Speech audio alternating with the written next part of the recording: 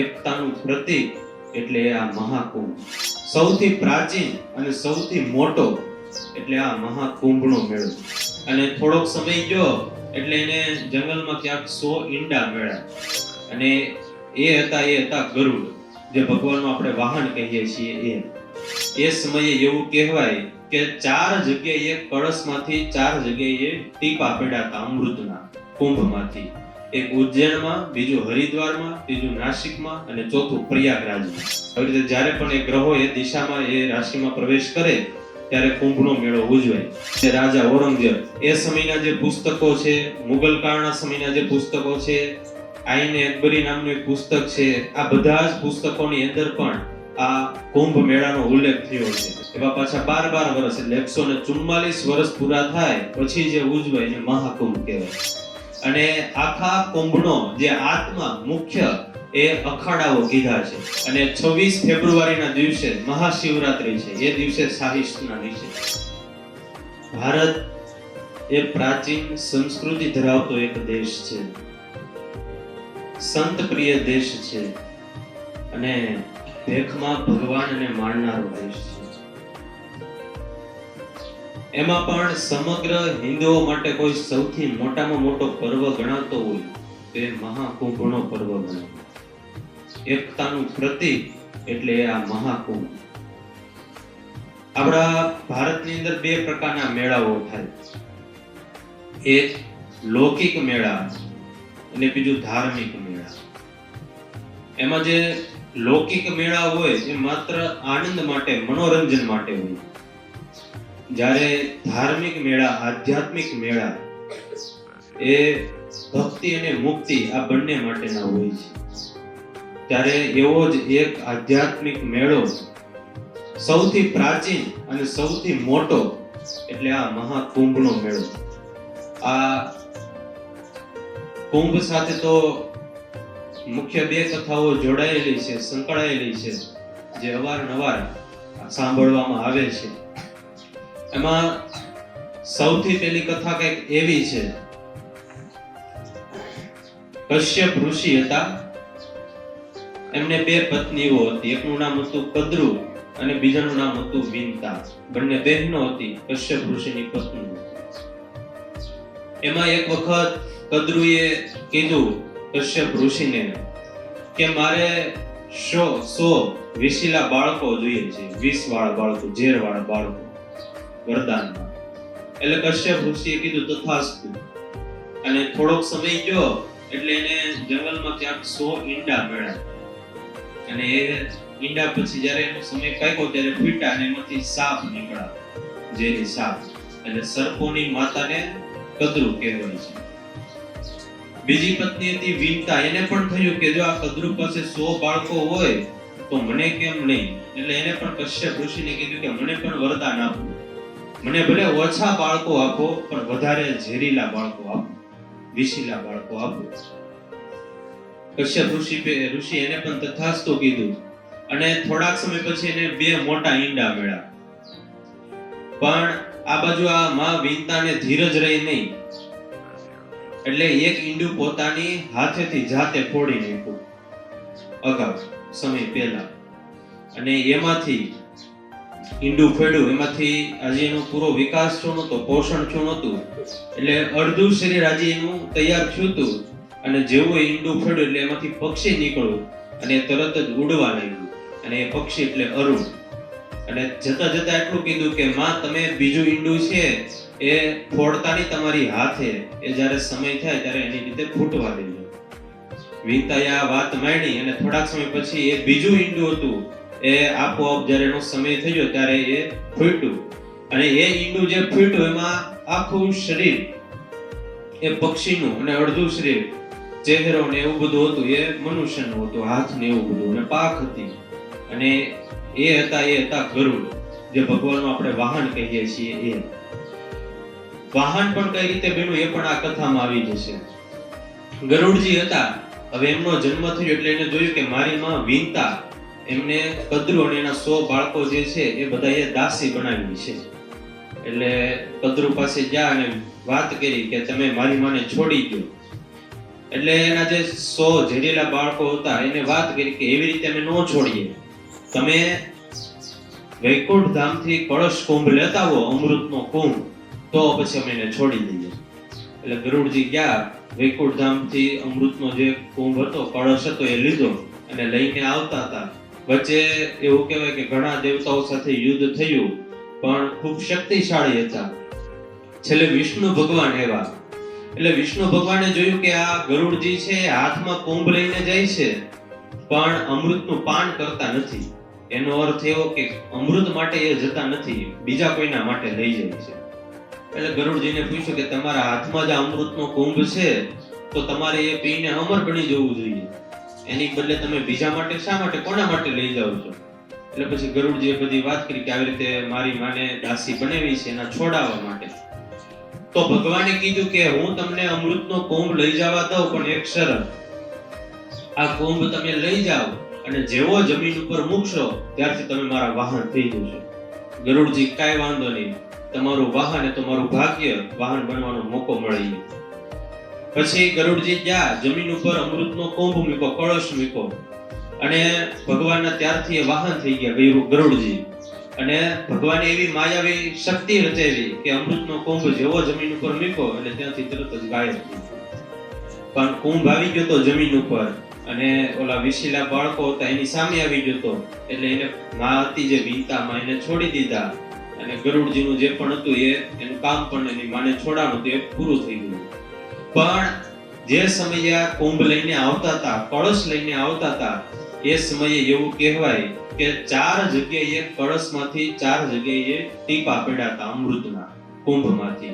એક ઉજ્જૈનમાં, બીજું હરિદ્વારમાં, ત્રીજું નાસિકમાં અને ચોથું પ્રયાગરાજમાં. આ ચારેય જગ્યાએ અમૃતના એક એક બુંદ પડ્યા, ટીપા પડ્યા એટલે 4 જગ્યાએ કુંભ ઉજવાય છે. આ પહેલી કથા થઈ. બીજી કથા એવી કંઈક છે કે સમુદ્ર મંથન થયું એ સમયે ધન્વંતરી અમૃતનો કળશ લઈને બહાર આવ્યા અને અમૃત તો દાનવોને પણ જોતું હતું ને દૈત્યોને પણ દેવોને પણ જોતું હતું. એટલે જેવો કળશ લઈને બહાર આવ્યા એટલે દાનવો હાથમાંથી લઈને જોટીને ભાગી ગયા. પછી થોડાક સમય દેવોના હાથમાં આવે, થોડાક સમય દાનવોના હાથમાં આવે, સામે સામે જોટા જોટી ચાલતી હતી. અને એ સમયે એવું કહેવાય કે આ કુંભમાંથી 4 બુંદના ટીપું, અમૃતના ટીપું એ ઉજ્જૈન, હરિદ્વાર, નાસિક અને પ્રયાગરાજ આ ચારેય જગ્યાએ પડ્યા એટલે ચારેય જગ્યાએ કુંભ ઉજવાય છે. એવું પણ કહેવાય છે એક કથામાં કે 4 જગ્યાએ કુંભ અમૃતના થોડીવાર માટે રાખવામાં આવ્યા હતા એટલા માટે ઉજવાય છે. અને અમુક કથાઓમાં એવું લખાણું છે કે 4 જગ્યાએ બુંદ પડ્યા હતા, ટીપા પડ્યા હતા એટલા માટે ઉજવાય છે. ત્યારે એ અમૃતનો કુંભ આવી રીતે ત્યારથી આ 4 સ્થાને કુંભ ઉજવવાનું શરૂ થયું. હવે આ કુંભનો મેળો એ ખાલી ગમે ત્યારે ઉજવી નાખીએ એમ નહીં, એનો પણ એક તિથિને આધારે, ગ્રહોને આધારે એક ચોક્કસ સમય નક્કી કરવામાં આવે.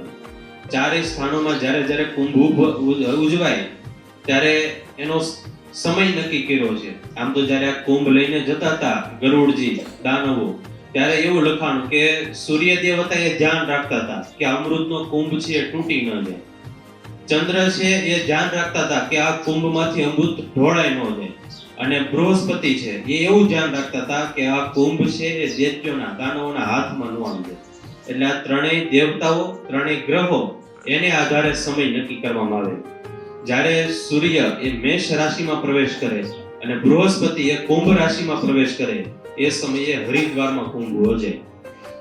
પછી સૂર્ય મકર રાશિમાં પ્રવેશ કરે, ચંદ્ર પણ મકર રાશિમાં પ્રવેશ કરે અને બૃહસ્પતિ મેષ રાશિમાં પ્રવેશ કરે ત્યારે પ્રયાગરાજમાં કુંભ ઉજવાય જે ત્યારે શરૂ છે. પછી સૂર્ય સિંહ રાશિમાં પ્રવેશ કરે અને બૃહસ્પતિ પણ સિંહ રાશિમાં પ્રવેશ કરે ત્યારે નાસિકની અંદર કુંભનો મેળો હોય. સૂર્ય મેષ રાશિમાં પ્રવેશ કરે અને બૃહસ્પતિ સિંહ રાશિમાં પ્રવેશ કરે ત્યારે ઉજ્જૈનની અંદર મેળો હોય. આવી રીતે જ્યારે પણ એ ગ્રહો એ દિશામાં, એ રાશિમાં પ્રવેશ કરે ત્યારે કુંભનો મેળો ઉજવાય. બીજું એને માઘ મેળો પણ કહેવાય. માઘ મેળો એટલે શા માટે? તો અત્યારે માઘ મહિનો ચાલે તો અત્યારે બધા માટલાની વ્યવસ્થા થઈ ગઈ. પહેલા મોટા ભાગે બધા નદીઓ, સમુદ્રમાં સ્નાન કરવા માટે જતા. એટલે આ પ્રયાગરાજ, હરિદ્વાર એ બધી ગંગાની નદીઓ છે એમાં જ્યારે સ્નાન કરવા જતા એક મહિનો એટલે ત્યારે ઘણા બધા લોકો ત્યાં ભેગા થતા અને સવારના સમયે ત્યાં ભક્તિ કરતા, સ્નાન કરતા, એટલા માટે માઘ મેળા તરીકે પણ ઓળખાય. આ ખાલી આપણા શાસ્ત્રો ગ્રંથોમાં ઉલ્લેખ છે એમ નહીં, પરંતુ ઔરંગઝેબ આવ્યો તો, જે રાજા ઔરંગઝેબ, એ સમયના જે પુસ્તકો છે, મુગલ કાળના સમયના જે પુસ્તકો છે, આઈને અકબરી નામનું એક પુસ્તક છે, આ બધા જ પુસ્તકોની અંદર પણ આ કુંભ મેળાનો ઉલ્લેખ થયો છે. અને એવો પુસ્તકોમાં લખાણું છે કે એ સમયે પ્રયાગરાજમાં વધારે મેળો ભરાતો. એટલે એવું લખાણું છે કે પ્રયાગરાજમાં 1 મહિનો ભારતના બધા જ ભક્તો એ પ્રયાગરાજમાં ભેગા થતા અને આનંદ, કિલોલ, ભક્તિ આ બધું જ ઉજવતા. ત્યારે દર 3 વર્ષે 4 સ્થાનો જે કીધા, ઉજ્જૈન, હરિદ્વાર, નાસિક અને પ્રયાગરાજ, દર 3 વર્ષે મેળાઓ ત્યાં હોય. 3 વર્ષ ઉજ્જૈનમાં હોય, 3 વર્ષ હરિદ્વાર હોય, 3 વર્ષ નાસિક હોય અને પછીના 3 વર્ષ પ્રયાગરાજ હોય. એટલે ધારો કે 3 વર્ષે વારા આવે એટલે ઉજ્જૈનનો વારો 12 વર્ષે પછી એકવાર આવે. 3 વર્ષ અહીંયા હોય, બીજા 3 વર્ષ પછી બધે હોય. એટલે ઉજ્જૈનનો વારો 12 વર્ષે આવે. એવા 12 વર્ષ પાછા 12 વખત થાય એટલે 144 વર્ષ થાય ત્યારે જે ઉજવાય એને મહાકુંભ કહેવાય. અત્યારે જે પ્રયાગરાજમાં મહાકુંભ ચાલે એ 12 વર્ષેનો વારો આવતો હોય એટલે 144 વર્ષ પછી અત્યારે આવ્યો છે એટલે એ મહાકુંભ કહેવાય. કુંભના 4 પ્રકાર. એક તો ખાલી એમનેમ કુંભ, એ દર 3 વર્ષે હોય. પછી અર્ધ કુંભ, એ 6 વર્ષે ઉજવાય, એ ખાલી હરિદ્વાર અને પ્રયાગમાં જ ઉજવાય છે. પછી પૂર્ણ કુંભ એટલે એ 12 વર્ષ પૂરા થાય ત્યારે જ્યારે ઉજવાય એ પ્રયાગરાજમાં ઉજવાય. અને મહાકુંભ એટલે કે 12 કુંભ પૂરા થાય એવા પાછા 12 વર્ષ એટલે 144 વર્ષ પૂરા થાય પછી જે ઉજવાય એને મહાકુંભ કહેવાય. એ અત્યારે પ્રયાગરાજમાં મહાકુંભ ચાલે. 2001માં કુંભ થયો હતો, 2013માં થયો, અને અત્યારે 2025માં અત્યારે મહાકુંભ ચાલે છે. 13 જાન્યુઆરી થી 26 ફેબ્રુઆરી 13 જાન્યુઆરી શરૂ થયો અને 26 ફેબ્રુઆરી સુધી આ કુંભ ચાલશે. પછી આ કુંભમાં અનેક સાધુ, સંતો, સંન્યાસીઓ, યોગી, જોગી, મુનિ બધા આવતા હોય. સાથે સાથે ઘણા બધા દેશ વિદેશથી હરિભક્તો પણ આવતા હોય. અને આખા કુંભનો જે આત્મા મુખ્ય એ અખાડાઓ કીધા છે. મુખ્ય 13 અખાડા છે. એમાં 7 શૈવ સંપ્રદાયના અખાડા છે, 3 વૈષ્ણવના અને બીજા 3 ઉદાસીન અખાડા છે. આવી રીતે 13 અખાડા છે. આ 13 અખાડા એ મુખ્ય આ કુંભનો આત્મા ગણવામાં આવે છે. બીજું, આ કુંભ જ્યારે શરૂ થાય ત્યારે સૌથી પહેલા મહિનાઓ પહેલાની તૈયારીઓ શરૂ થઈ હોય. સૌથી પહેલા એને જે પણ જમીન હોય ફાળવવામાં આવે અખાડા પ્રમાણે. પછી એ જમીન હોય એનું ભૂમિ પૂજન થાય. પછી ત્યાં અલગ અલગ પ્રકારની બધી શિબિરો થાય. અને એની પછી જ્યારે કુંભ શરૂ થાય ત્યારે આપણે જેમ શોભાયાત્રા કાઢીએ અતિ ભવ્ય, એ રીતે મોટી એને નગર યાત્રા નીકળે, એને નગર પ્રવેશ કહેવામાં આવે. એ રીતે મોટી એની યાત્રા નીકળે. બીજું, આ કુંભમાં શાહી સ્નાન એ ખૂબ જ પ્રખ્યાત છે. દેશ વિદેશથી લોકો, બધા સાધુ સંતો આ શાહી સ્નાન કરવા માટે જતા હોય. આમ તો આ કુંભની અંદર 3 વખત શાહી સ્નાન છે. જે 13 જાન્યુઆરીએ જે જતું રહ્યું, હવે 12 ફેબ્રુઆરીના દિવસે આવશે અને 26 ફેબ્રુઆરીના દિવસે મહાશિવરાત્રી છે. એ દિવસે શાહી સ્નાન છે. શાહી સ્નાન શા માટે કહેવાય? તો કે પહેલાના સમયમાં રાજાશાહી હતી ત્યારે રાજાઓ જેમ નગર યાત્રા માટે નીકળતા ત્યારે ઢોલ નગારા વાગતા હોય, હાથીની અંબાડી ઉપર બેઠા હોય, ઘોડા ઉપર બેઠા હોય અને સરસ મજાની યાત્રા નીકળતી હોય. એમ જ્યારે અત્યારે શાહી સ્નાન હોય ત્યારે અત્યારે પણ સાધુ સંન્યાસીઓ હોય જે પણ, એ બધાની સવારીઓ નીકળે. હાથીઓ ઉપર, ઘોડાઓ ઉપર, અલગ અલગ બધી પાલખી ઉપર એની સવારી નીકળતી હોય એટલે શાહી સ્નાન કહેવામાં આવે. બીજું, અમૃત સ્નાન પણ કહેવામાં આવે છે. અમૃત સ્નાન શા માટે? તો કે જ્યારે અમૃતના ટીપું પીડા, બૂંદ પીડા, ત્યારે એવું કહેવાય કે નદીઓ છે 4 સ્થાનોની, એ નદીઓમાં પીડાતા. એટલે અમૃતના ટીપા એમાં પીડા એટલે એ નદીમાં કોઈ સ્નાન કરે તો એને અમૃત જેટલું ફળ મળે. એટલા માટે એને અમૃત સ્નાન પણ કહેવામાં આવે છે. આવી રીતે પ્રાચીન, આધ્યાત્મિક, પૌરાણિક આ બધી જ કથાઓ આ કુંભ સાથે સંકળાયેલી છે. અને એટલા માટે અત્યારે ભારત વર્ષમાં ત્યાં કુંભનો મેળો ચાલે છે.